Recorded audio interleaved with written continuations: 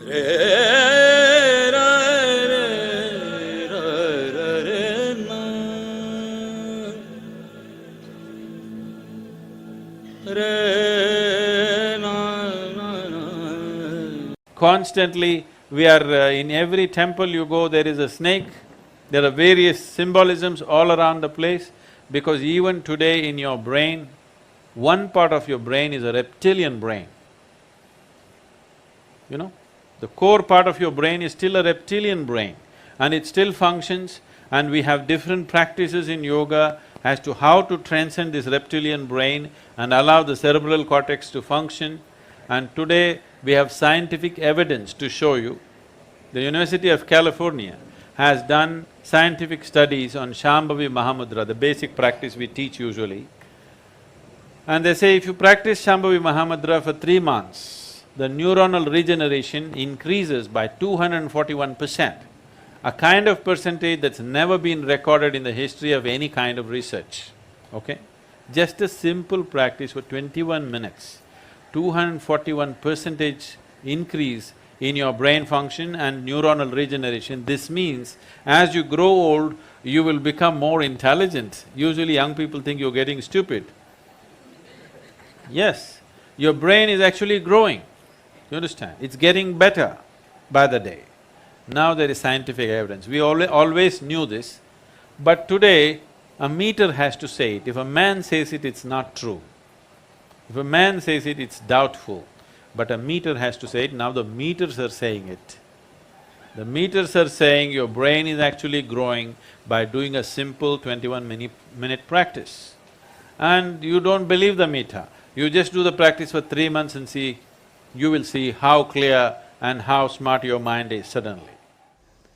Even modern neurology recognizes that one part of your brain is that of a reptile. There's a reptilian brain which is approximately the size of your fist.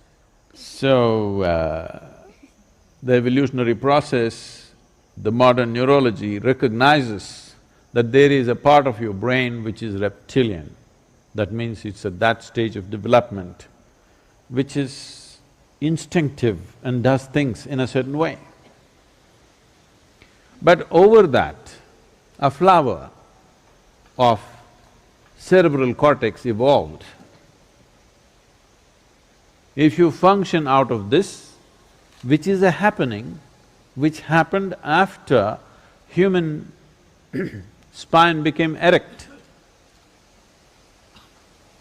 After the human spine became erect, the outer flower developed, which is what makes you human, which is what gives you thoughts about universality of the existence, which is what gives you an idea that everything is one, which is what allows you to be a scientist. This is what allows you to be a spiritual seeker.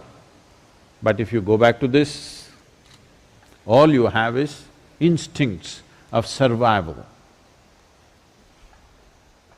So the entire process, the human effort through education, through spiritual process, through meditation, everything is to move away from this and function from the outer dimension, which is a more recent happening, but this gives you a sense of seamless way of approaching life.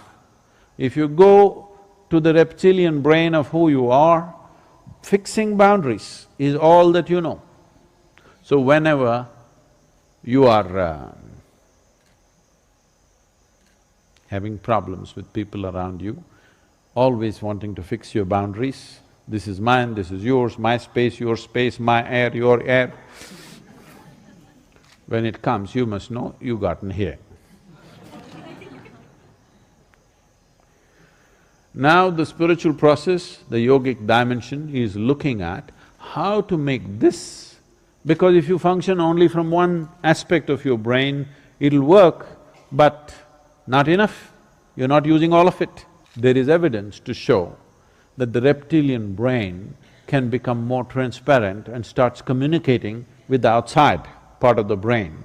There are experiments, there are studies which show that with certain practices of meditativeness, reptilian brain, which is always about fixing boundaries, will begin to communicate with the outer part of the cerebral cortex and it function as one brain. So I don't know if you should. The flower should open up, and that is why in the yogic, you will see all the imagery in the yogic culture, flower, flower, small flower, small flower, small flower, big flower. It opened up. If it opens up, now human intelligence is functioning in a very unifying way, not in a divisive way, not in a way that you will become exclusive, you will become inclusive. Inclusiveness is not a philosophy. Inclusiveness is the nature of the existence. No other creature is able to realize this. They're all busy fixing boundaries.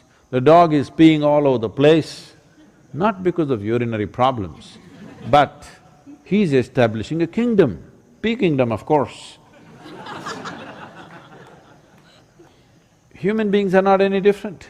They're doing the same things in a different way. This is mine, that is mine, that is mine, that is mine. Fixing a kingdom, when it's possible, push it a little bit. When it's possible, push it a little bit. Not possible, put the wall. Happening all the time.